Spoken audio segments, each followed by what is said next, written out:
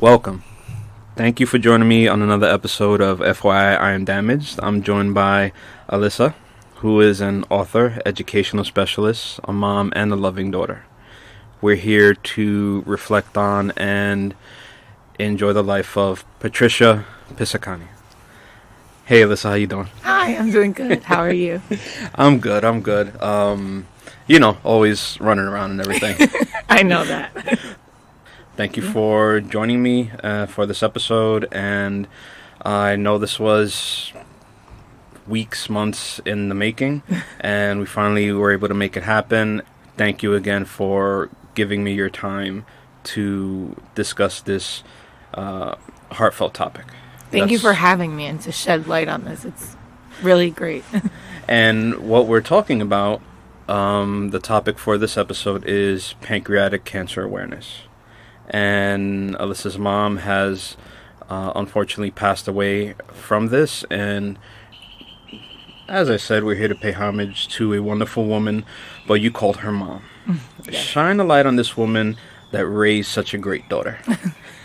So my mom just had a way about her. It was just an aura almost, that when she walked into the room, you just felt her presence. She was always bubbly, happy. She looked at the brighter thing, on the brighter side of things. Even through her whole cancer journey, she still had a very optimistic outlook. She actually took care of my children while going through chemotherapy so that I could teach.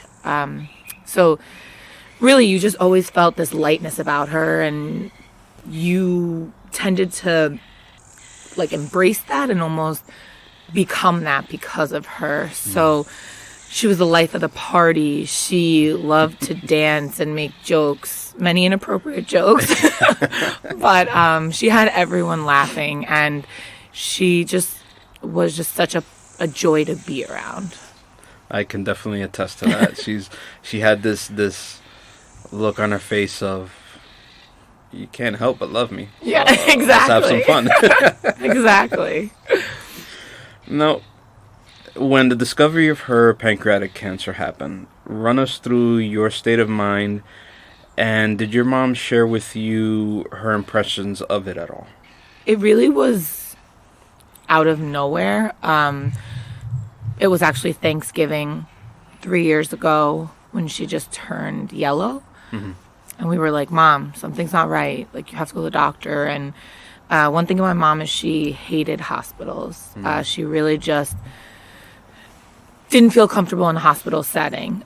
So when it all happened, it was just a shock to all of us. And I think I was always on the, you know how they say, fight or flight? Right. I was always on the, fight mode. I never slowed down. I always kept being well, what can we do next? What new medicine is out there? What is our next step? Mm-hmm. And she was more calm about everything.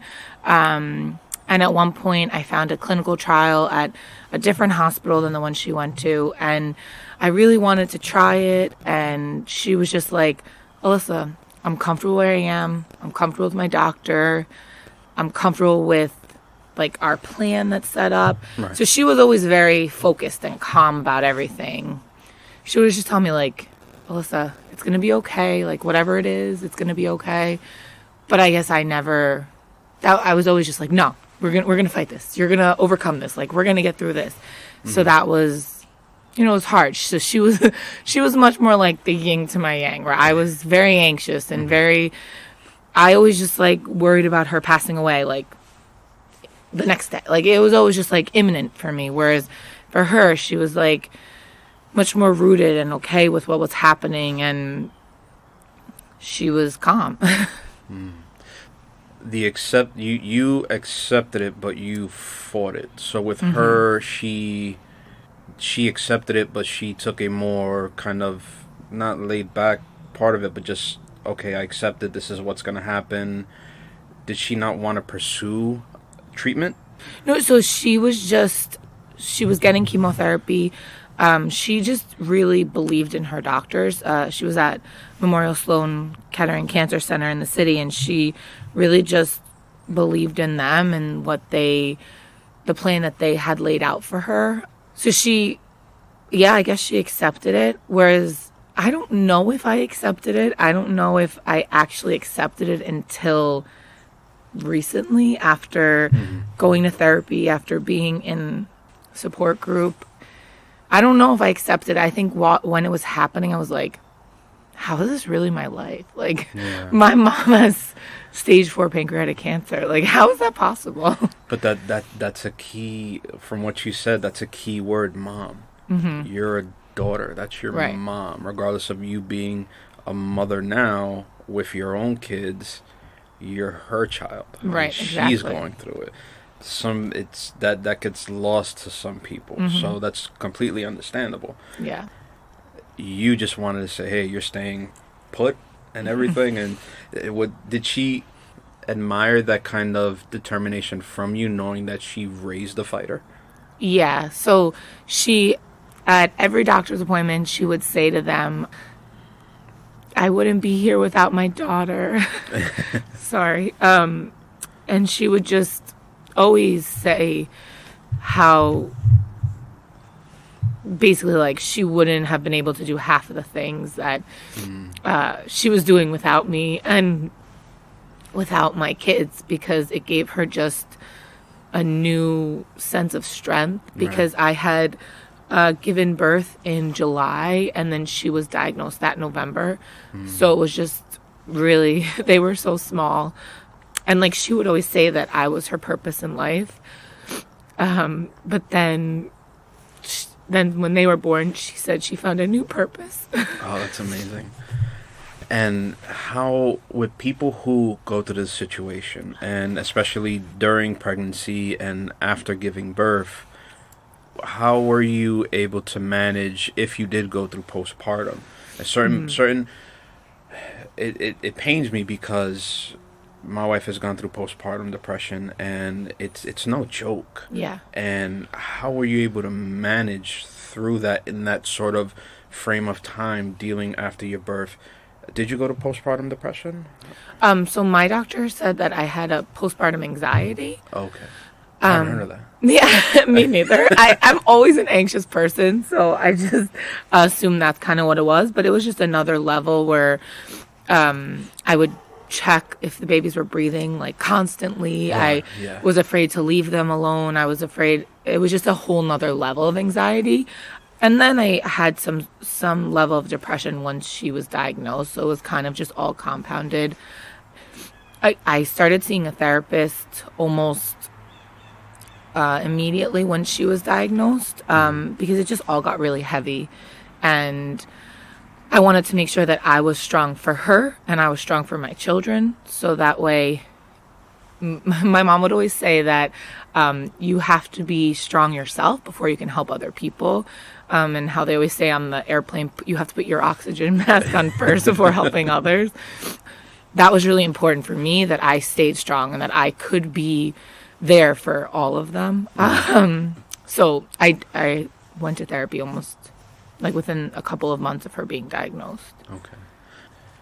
It's very important that people tend to put themselves on the back burner.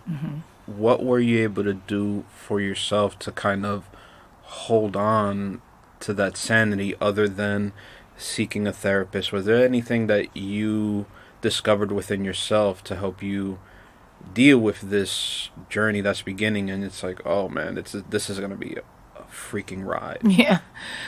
So actually I had always wrote, like, I love to write. When I was little, I had so many diaries and journals. And then right before I gave birth, I had written a whole draft manuscript of about the love between, like, a mother and a daughter. And that was because my mom and I have always been so close. She's always been my best friend. Even when I didn't realize it or know it, she was always just my rock, because it was her and I always. She was a single mom. She took care of me by herself, which now having 2 kids, I realize how hard that is. And she was just amazing. So that was like the seed idea for my book. I started writing, and it was really just something I enjoy. Something I would do when I had free time, like, for me. And then once I gave birth and then she was diagnosed, things were just insane and I couldn't really do it anymore. And then my therapist was like, you need to keep doing things for yourself. And that's when I went back to writing. And it was so amazing because now that I look back, my story changed from being about the love between a mother and a daughter and more just about seeing love in everyday things, because that was her, right? Like things like jumping in the puddles while it was raining. My mom wasn't the mom to be like, Alyssa, come inside. She'd be like, okay, let's go. Or like being outside and being in dirt and leaves and piles. And like now I look at my kids when I jump in piles and I'm like, oh my God, what dog has peed in there? But she would just be like, let's do it. And she'd be in the pile of leaves with me, like covered in dirt. And sometimes like through her journey, I realized that people take this for granted. Like people don't understand that like these are the important things in life. And like, this is what love and joy is about. So I would write while she was in chemotherapy with her.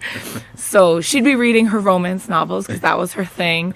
And I'd be writing. And it was just like a special experience that I got to write this book with her, even though, you know, she was going through such a horrible thing in her life. And even through it, she would laugh with the nurses. It was just always uplifting. So yeah, that was something I did for me, really just to fill my cup and like make sure I was okay at the same time. And we'll definitely circle back around with the book that's gonna come out very soon. Yeah, I mean, and it's a wonderful thing. From what I'm able to glean off everything you put up, it's gonna be an amazing thing. Thank you. Going back, and when this all started, was there an immediate change to your mom's demeanor due to the diagnosis? And how would she keep that great smile on her face? What would she do to say strong and positive things to keep herself and those around her maintaining? Mm-hmm. So I think what you said in the beginning makes so much sense, is that she was still my mom. She would always try to have a brave face in front of me. The first time I saw a change was actually Labor Day. And we found out that the cancer spread, from her pancreas to her lungs. And I think that was kind of the point where she was like, I'm scared. Like, and I saw it for the first time, like, and it became that she was a real person. Like, she wasn't just my mom, but she's a person. And, you know, everything she was going through, it was scary.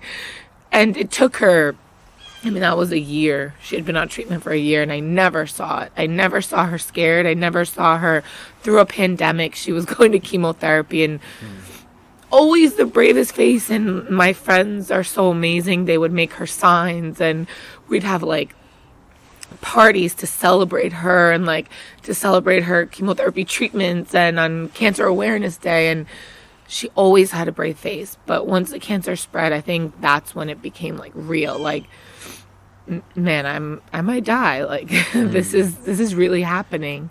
And she would always joke with her doctors, her one doctor and her oncologist, and she would say, okay, but will you be my date for Valentine's Day? Like, am I making it to Valentine's Day? Will you be my date? And then once the cancer spread, she would just be like, promise me that I'll be here for Christmas for my babies. Promise me I'll be here for their first birthday, for their second birthday. So, you know, things definitely changed in her demeanor once it spread. But she always set goals. And then in her head, I felt like those goals helped her keep it all in perspective and give her something to look forward to. And you're very right. People need that type of motivation, especially self-motivation. A lot of people give up too easily, even through the face of any type of adversity. And no, that's an amazing thing. And that it doesn't put her in a nutshell with that description, because there's more to her than that. But from what I'm reflecting, like every time I met her, she was just like a walking sun. Yeah, you felt her. You felt exactly. Her.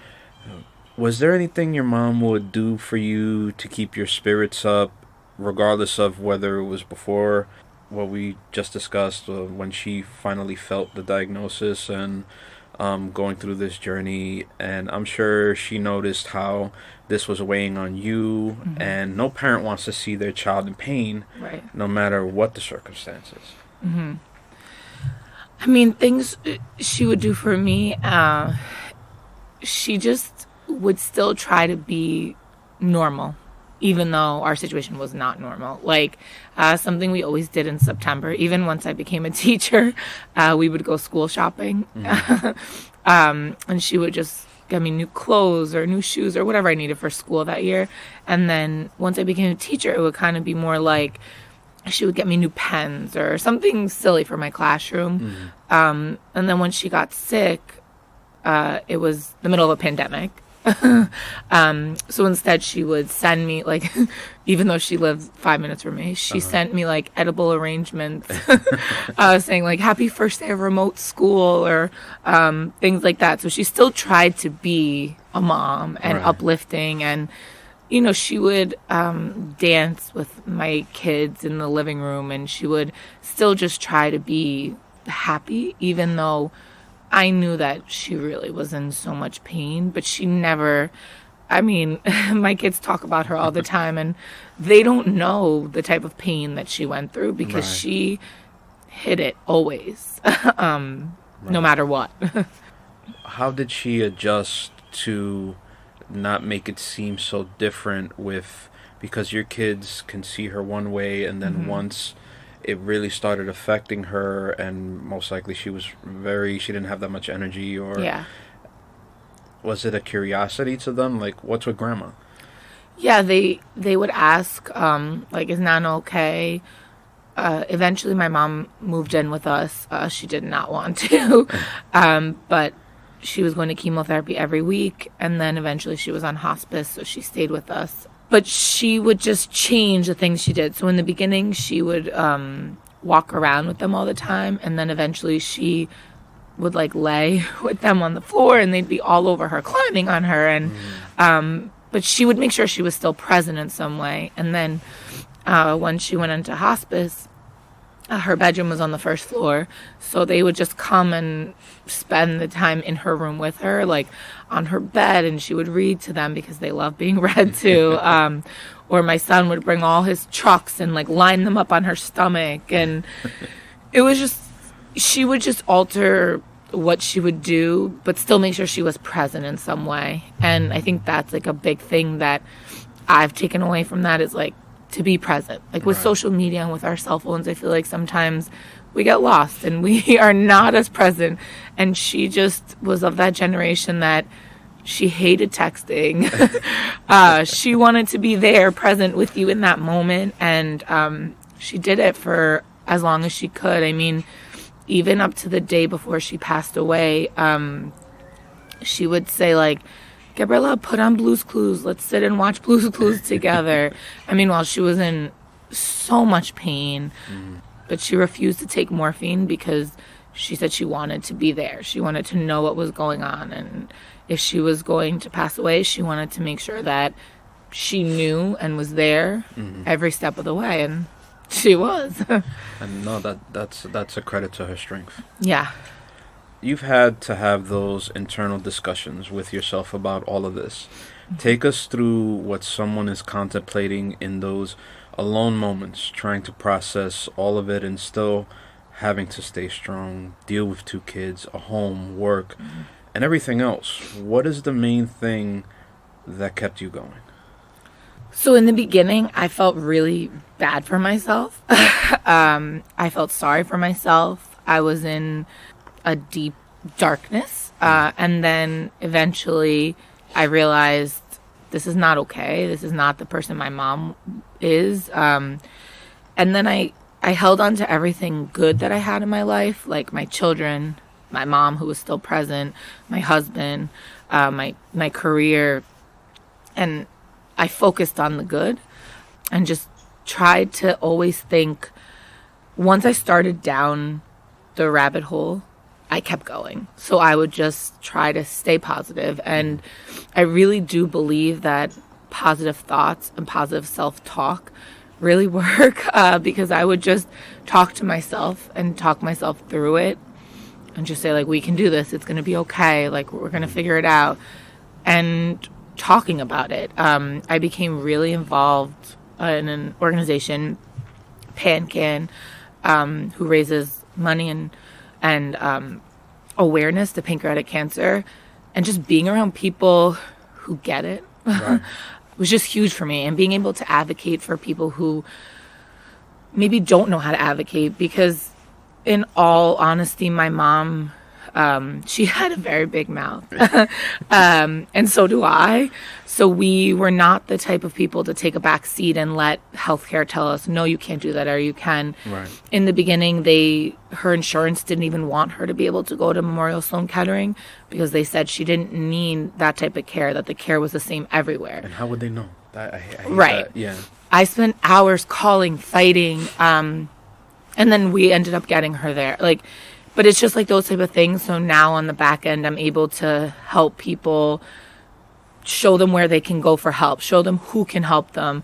Pancreatic has patient services that like can help them every step of the way and guide them, whereas people don't know. And pancreatic cancer, you have to move so fast because it spreads so fast. It's so aggressive. So those type of things really help me to keep going. And even still. Your husband, Oscar. Shout out to all the Oscars. Show us the importance of having your significant other be your support through this, and his role to be there for the both of you and maintaining his half of your family dynamic. I mean, in all honesty, he probably took over the whole family for a while. But because he is just such a level-headed, calm, rational person, and I am the complete opposite. So I remember when my mom found out the cancer spread, and I just emailed him at work and just said, like, this is a really hard day. He was home within 15 minutes, and he sat with us, had lunch with us. He took over the role that, like, I just couldn't handle, because it was just a lot, trying to be a caregiver, trying to be a mom, trying to be a wife. He would pick up the slack where I couldn't.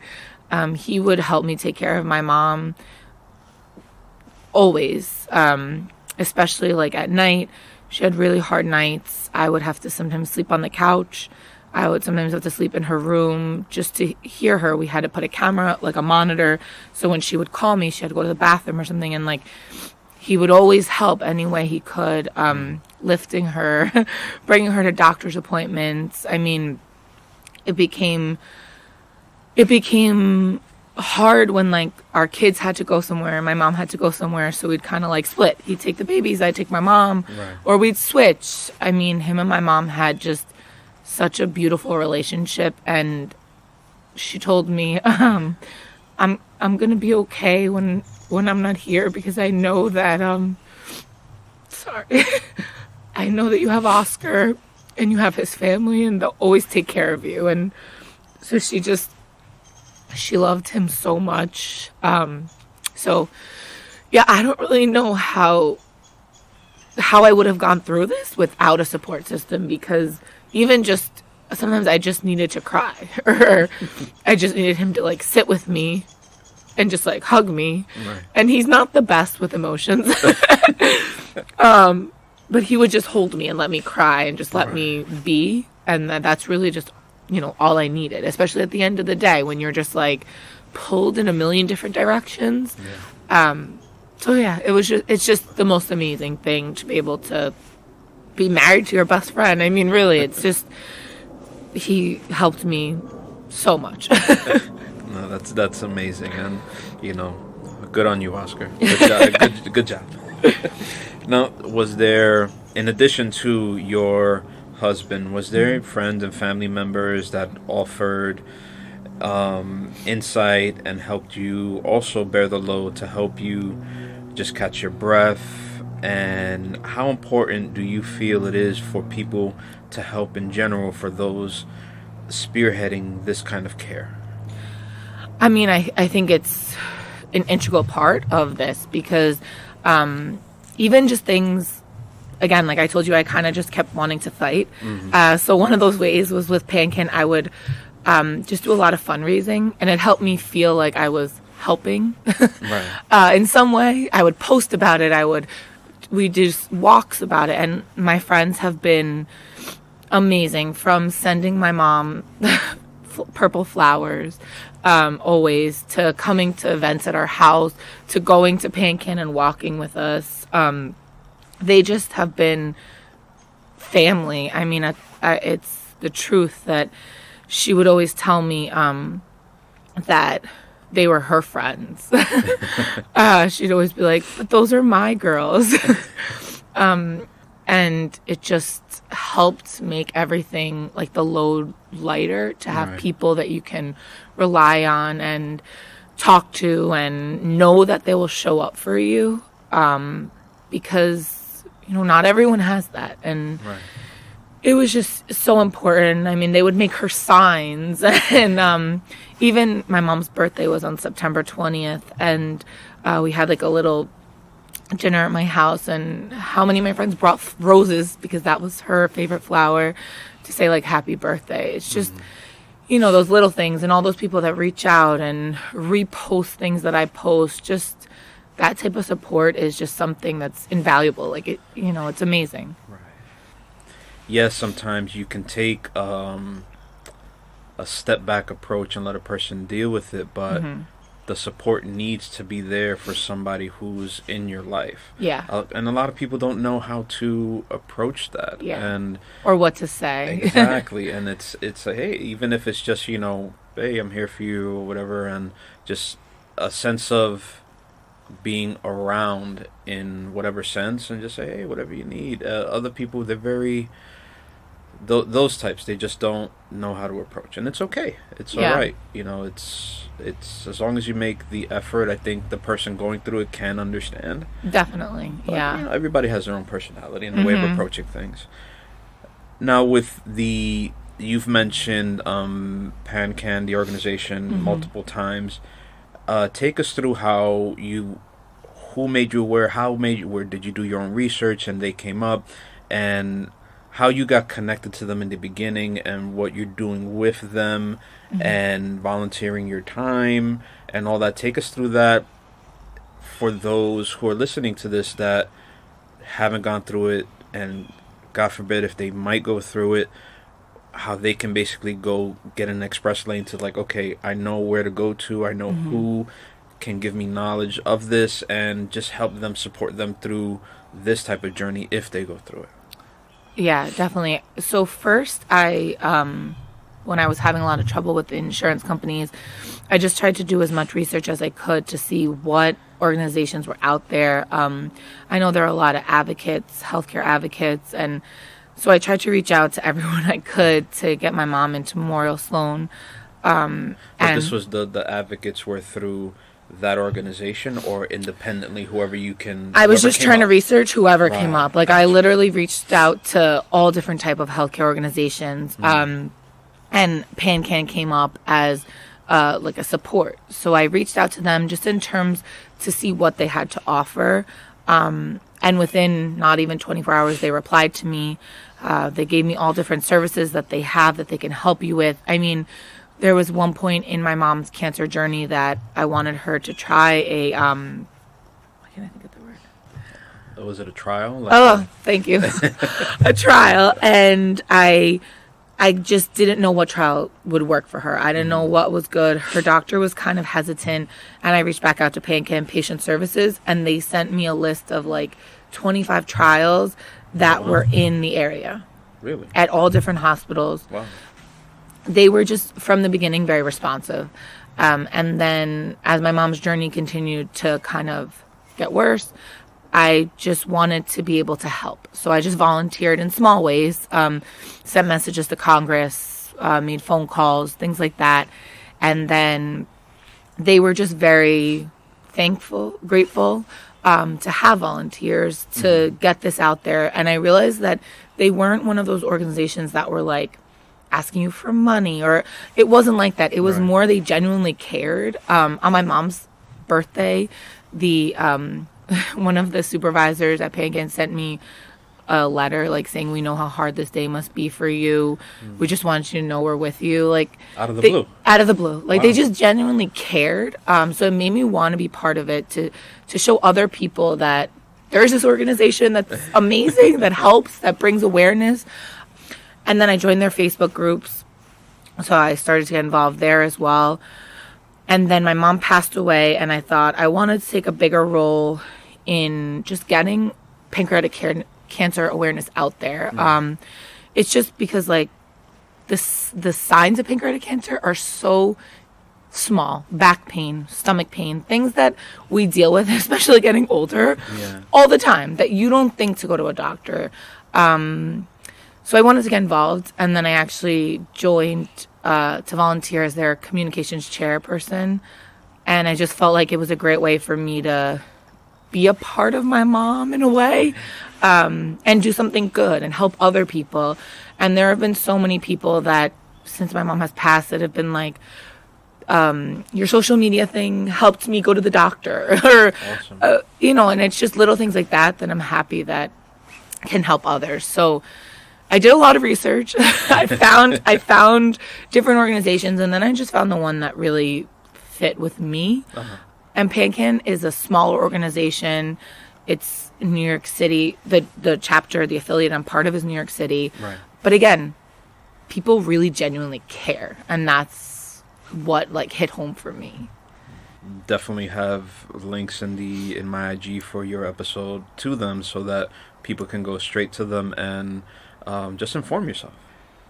How important is it to not shut yourself off from these groups, and what do you learn, and what strengths were you able to use to come to terms with this ongoing journey at the time and after? And it's more of a expansion of what you internally got from this, and I'm sure that since they were very supportive, and that's very it gives you a foundation to spread that strength to others. Right. What were the strengths that you were able to develop within yourself that you're now giving to other people?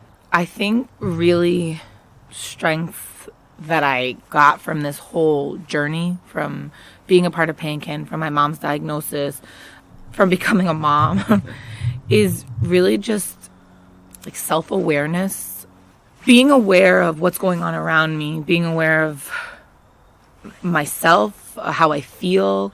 Were you not as much of a mindful person back then as you are now? I think that I just kind of lived in the moment and like went from moment to moment. And I don't think except for in teaching, I feel in teaching I've always been a very reflective person, because I feel that as a teacher you need to be reflective to grow. But I don't think I did that in my life as much. I think I just kind of went with the flow and just did things as they came.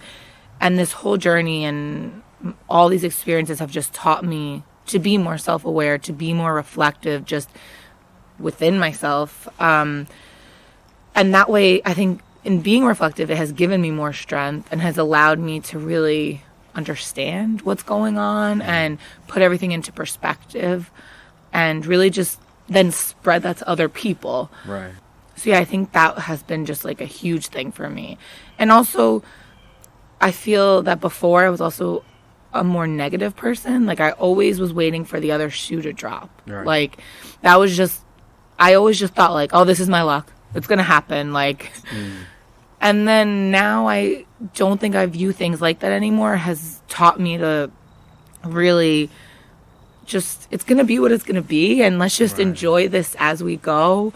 And not be so critical, because it's not helping anyone, and it's just causing extra stress and extra, anxiety that we don't need.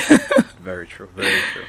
We all need to lower the anxiety a little bit. Yeah. Exactly. No, I'm interested to know if there was anything, if you've experienced that with, if people going through something, regardless of what it is, and their support groups like this, and then however hard this journey becomes, or the experiences and everything, and they take a step back, and it looked like you didn't take a step back.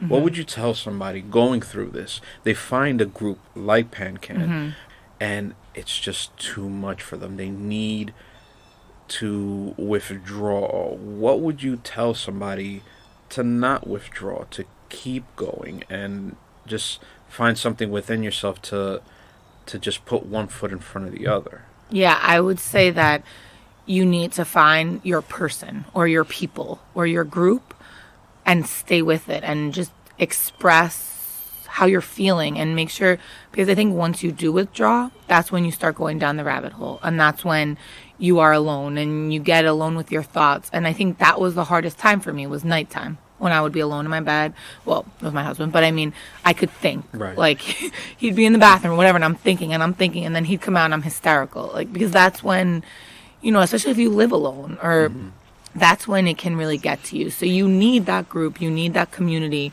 whether it be something like Pancreatic, whether it just be a group of friends or a support group, so that you don't withdraw, because once you do, then it can just be a very isolating thing. I mean, right. Especially when my mom was diagnosed, I was like, my mom has cancer. And, you know, at that point, that wasn't really anything I was hearing from other people around me. Like, I just felt like I was so alone, and how was I going to do this, and what was going to happen? And it just seemed bigger than me, and I didn't know what to do with that. Right. So being a part of something, having friends to support me, having people around really just helped keep me present and uplifted and not go down that rabbit hole. That's great.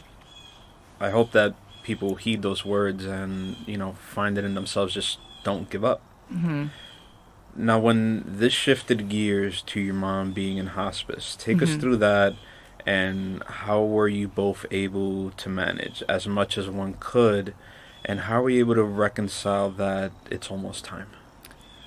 Yeah, it was just one of the hardest things, because my mom's biggest thing, every time we met with her oncologist, she would say, I'm not stopping chemo. I'm not stopping.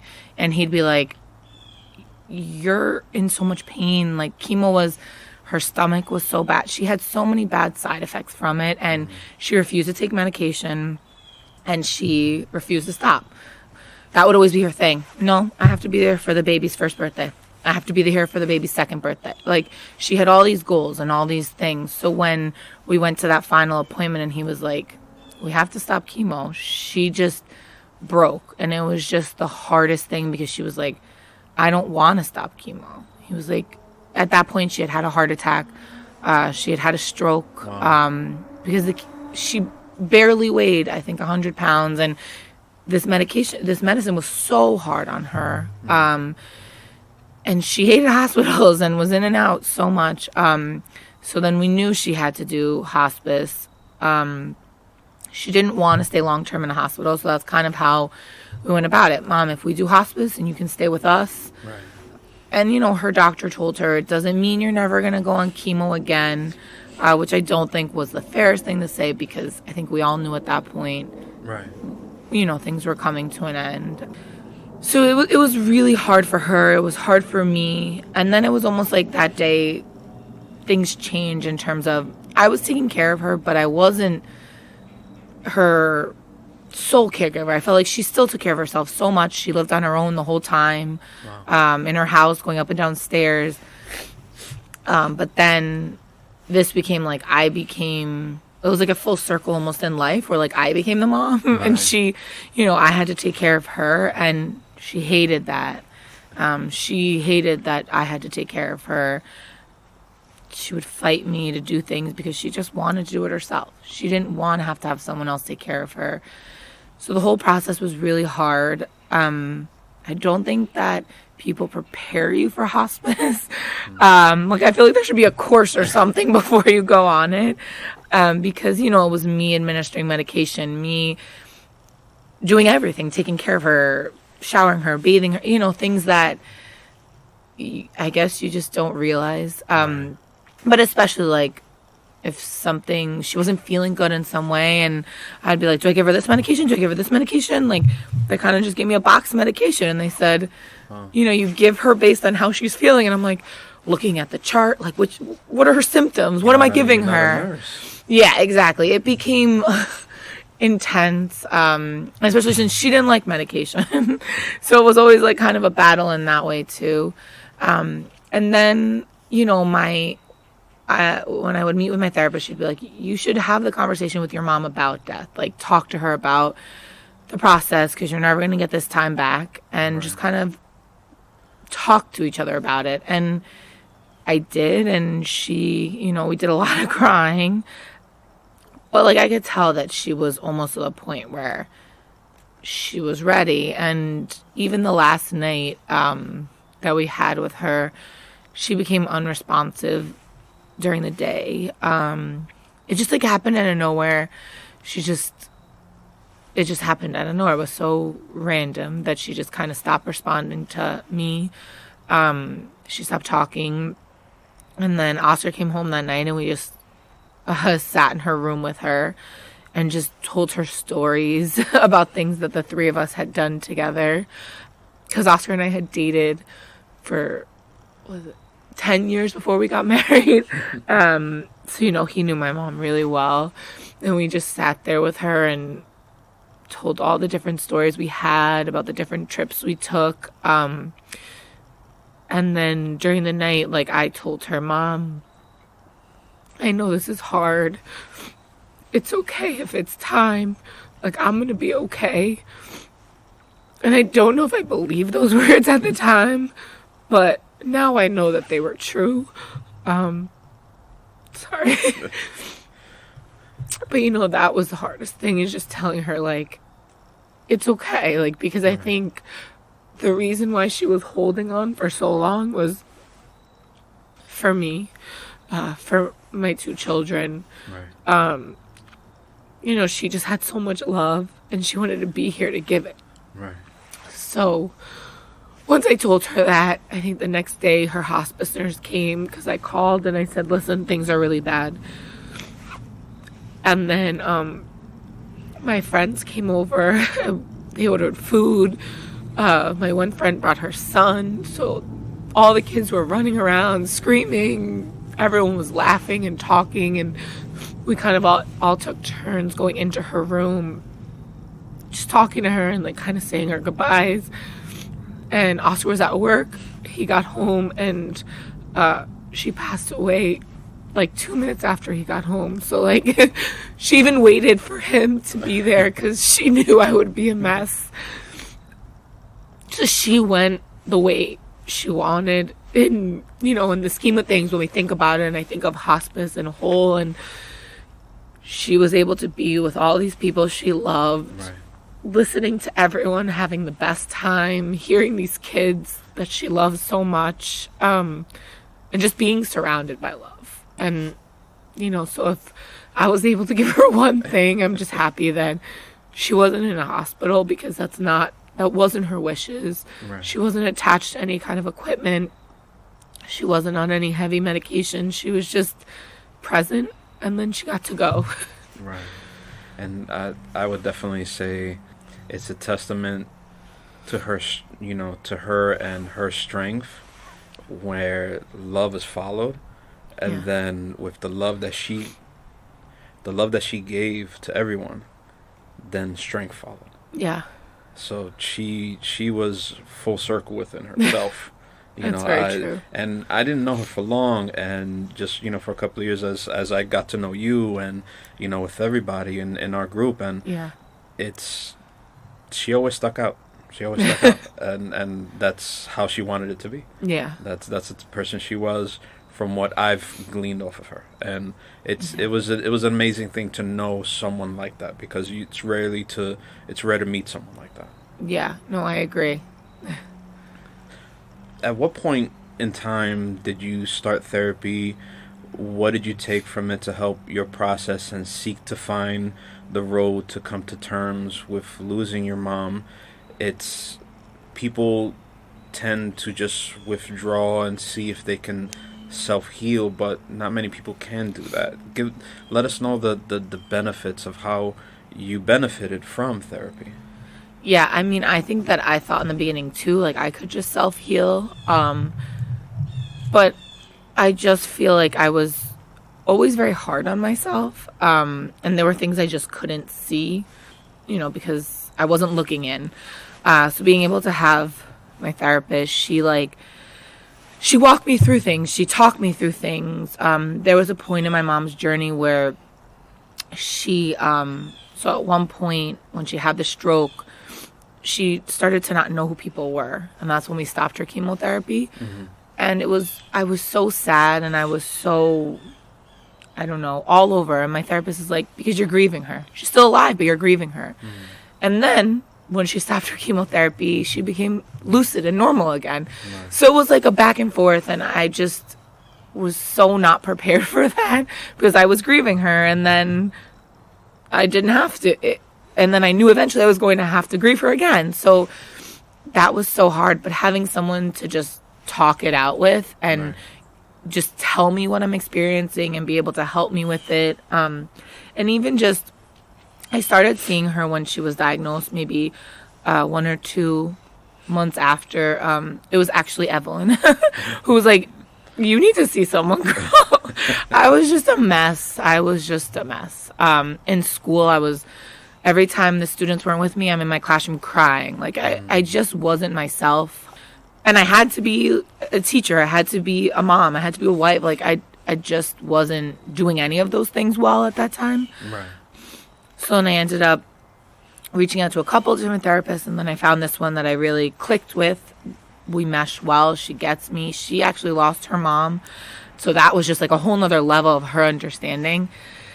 And it helped having a therapist while my mom was going through chemotherapy, because so many different things came up, especially with my anxiety. Like, every time a scan was coming up, her scan to see if the cancer had spread, like, I couldn't sleep the night before, and I would just be a mess. And being able to talk to her about it, or sometimes we'd have an extra session that week, or sometimes, she would just give me different strategies to deal with the anxiety in a healthy way. And then on top of that, so being with her through my mom going through chemotherapy, and then my mom passing away. After she passed away, I was so angry, and like, just angry at the world, and like, just being like, well, how's it fair that you still have your mom, or this person's taking their mom for granted, or it was just all these emotions that were not healthy. So she helped me work through that and talk about what I was experiencing and the stages of grief and things that I just would have had no idea about. Right. So just having that sounding board and that person who's objective, she's just an extra person to give me that solid advice and talk me down and help me stay level-headed, which I needed. Do you still remember some of the helpful things that you said that she was able to coach you through and give you tips and certain ways to help deal with it? And do you still use them? Do you recall any of them? So something that she had me do was journaling. Mm-hmm. So again, going back to my writing, I had kind of stopped, especially once my mom got sick and whatever. I stopped doing a lot of things. Working out, I stopped doing it because I couldn't physically get myself to want to do things. Right. So she would make a list with me of things that I was going to do that week. And then the next week we'd check in. Did I actually do them? So it kind of like held me accountable. And then she helped me set goals. And then those goals we would see, like, we'd give myself a time period. And then did I actually do those goals, or am I just like saying it? Because especially in the beginning, I wanted to sleep a lot. Like, I just felt like sleeping, I would escape it. Mm-hmm. And the holidays were coming up, and that was just like huge. Something else that she really helped me with is like setting boundaries, because I am not good with boundaries. Setting them or having them, like, I don't do any of that well. So especially like with the holidays, like letting Oscar know what I needed, or right. I can go here for this long, but if I'm telling you like I need to leave, we need to leave. And he was so good about that. Thankfully, I had that support, but things like that she told me. And even still, I journal now, still to this day, just feelings. And something that my mom did that I had told her about was that my mom, I found after she passed, had written me like a whole bunch of letters. Wow. In a journal, just like telling me what happened. And like, it was nothing significant, just things that we did together. Like, today we went to the grocery store and you picked out this and it was the funniest thing. So then she was like, why don't you start doing that for your kids? So, like, have a tradition that you can say, well, Nana did this for me, so I'm doing it for you. And, you know, so she's really helped me keep my mom present in my kid's life. Right. To make sure that, like, she stays alive. And she helps me do that in a positive way, so. Now, this is probably going to be like a simple question because the way you interacted with your mom and everything, but was there nothing left unsaid between you and your mom? Did you and your mom have an open line of communication? I would say yes. Knowing what is to come and left nothing off the table. If you did, tell us of that experience. Yeah, so I think if there's one positive that came from this cancer and this journey we went on, it was that nothing was left unsaid. Because I think that before, especially in my high school years, and I guess we could all say it, and even in my college, I was very entitled in terms of with my mom. Like, I just expected her to do things for me because she did. She did my laundry, even in college. Like, I would come home and she would do it for me, and she would make me food, and she kind of just did everything I needed, and I never had to do really much for myself in that way. And then through this process, I really learned the value of doing things for myself. Right. Because, you know, especially becoming a mom and then having her sick. So this has taught me so much. But in learning all this, I actually was able to express it to her and say how much I was thankful that she did this for me and what she taught me. And, you know, we were able to have those kinds of conversations, and, you know, I was able to apologize, even though, you know, she was like, you don't need to apologize, like, this is what a mom does. But, you know, I did need to apologize for myself because I think I just took a lot of things for granted. You know, I was spoiled, I was an only child, it was just me and her, so I just expected, like, this is life, this is what should happen. But that's not real. That's just the type of person my mom was and the environment she created for me, even though, you know, my father was an alcoholic and was abusive to her, and she always shielded me from it. And even till the end, she shielded me from everything. So we got to have that open line of communication, and, you know, she was able to tell me things, and that was just very powerful that, you know, there was nothing left unsaid. Everything should be on the table, especially dealing with something as strong as this. And that's something awesome that people should take with them, is that let it out, talk, put everything out there. Now, I know we spoke on this earlier in the beginning, but take us through now, when did the book take shape, and what is the goal you set for yourself? The book started, I would say, about 5 years ago, 4.5, 5 years ago. Again, it was just really just trying to illuminate or bring to life the love between a mother and her child, because it's just so powerful. And, you know, now being a mom, I even realize how much more powerful it is. But the relationship that I had with my mom just was something that got me through so many things in my life. So that's where it started. I wrote a whole draft about it, you know, a million drafts. And it changed many, many times. But then once she got sick, it really took on this new form, something that just felt more important to me, especially in terms of really understanding that things in our life, these little things, mean so much. So it took that turn, and then being able to be in her doctor's office with her, writing with her, you know, took on a whole nother level for me that, you know, we got to kind of do it together in a way.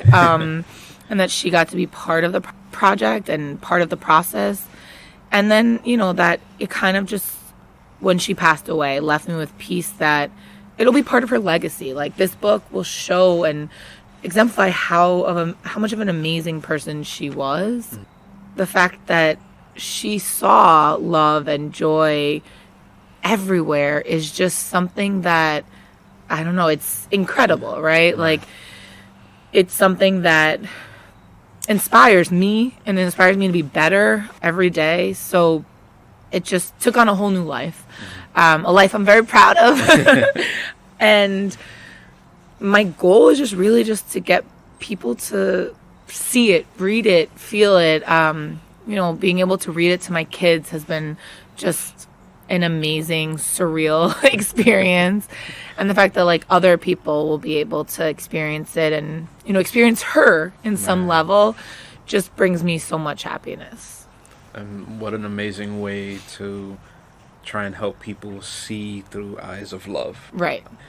And for those that have these type of experiences, the journeys that they've gone through, and would like to share them in this form, as in book form, what is your advice for them?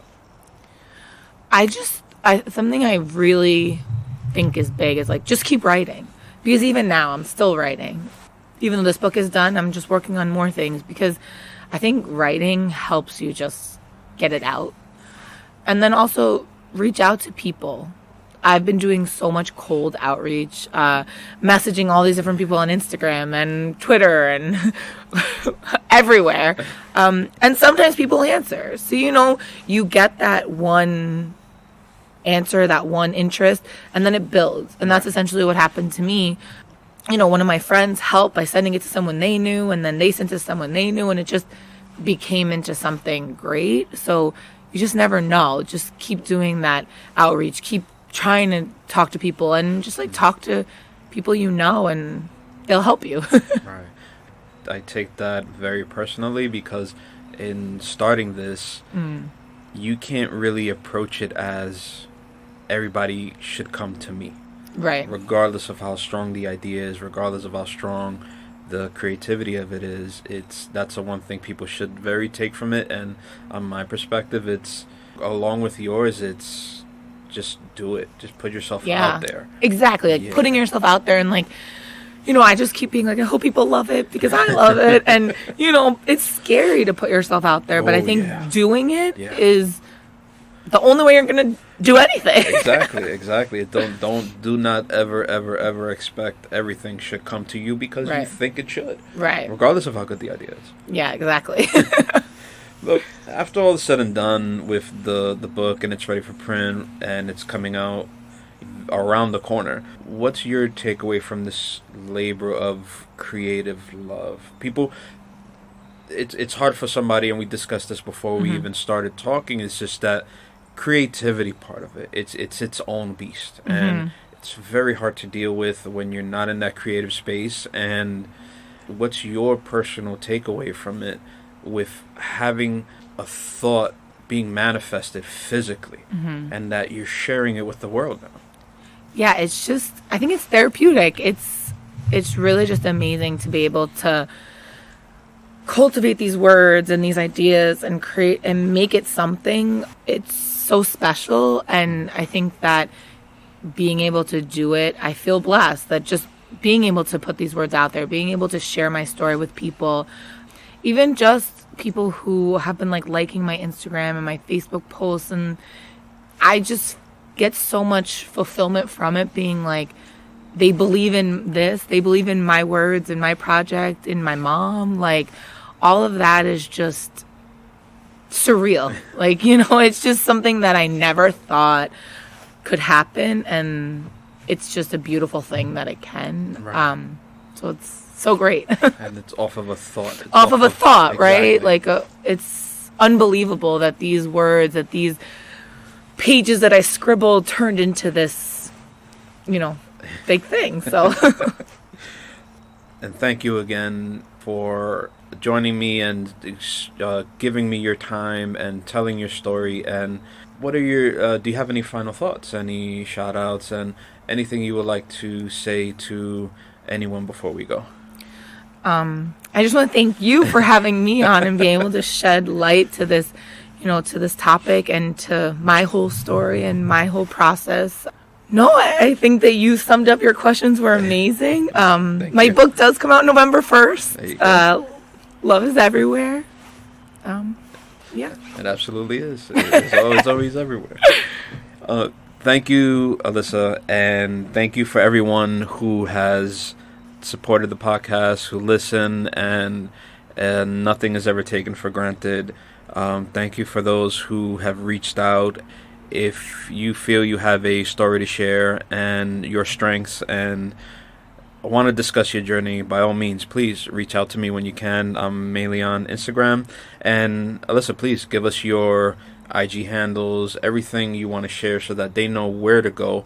You can go to my page, and I've friended her pages so you can see her through me, but by all means, please give us all your information for the book and yourself and everything. Sure. Facebook, it's author Alyssa Londoño. Instagram, it's at alondoño0612. Twitter is the same, at alondoño0612. And then I have a link tree and a website, but it's all connected to my Instagram. Cool. There you go. Anyone else? I know you can shout out, Pancreatic and everything. I mean, who else do you want to shed light on? I'll definitely throw the links out there when I put my Instagram posts in. By all means, who would you like to shed light on as a thank you to all of this? Definitely Pancreatic, because they've been a huge support. I really am blessed to work with them because they're an amazing organization. All of my friends, from my girls to, I have different groups, but they all support me in so many ways, and it's just a beautiful thing. I have my healthy challenge group that keep me motivated, and then I have my other group that we've been friends forever, and it's just so amazing. And then I have my beautiful husband, Oscar, and my family, because they have also been a huge support through this. So. And it's wonderful, like the cover. And I guess the photo that you posted up that you used for the cover, I wanted to touch on it. By all means, please, expand on that. So it's just something that I took from being a teacher. Also, was just I felt like there weren't that many diverse books in my library. Like we had so many similar books, and it just felt like I was in a Title I school with Evelyn, and we have so many kids from all these different backgrounds, and they're just diverse, and I wanted my book to be diverse and have this bubbly main character. So I based it off my daughter, Gabriella. She has this crazy, wild, curly hair, and she has this bubbly personality, and she always has to have a bow in her hair, and she has to pick the bow. I can't pick the bow. So it was just nice, and she has this tan skin that is the most beautiful thing ever. And so it's just been great to have her in it. And when I read it to her, my son, they'll be like, "Mommy, that's us." And it's nice that, they see similarities between them and the characters. So that's been really nice, too.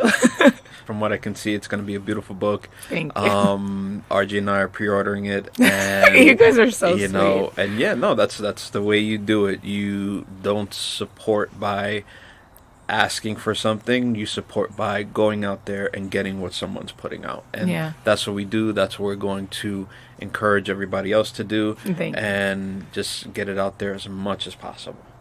Thank you so Alyssa, much. Thank you very much for your time. Thank you. And all right, everybody. This is Oscar Luna for FYI, I Am Damaged. This is Alyssa Londoño for FYI, I'm Damaged. Thank you very much, guys.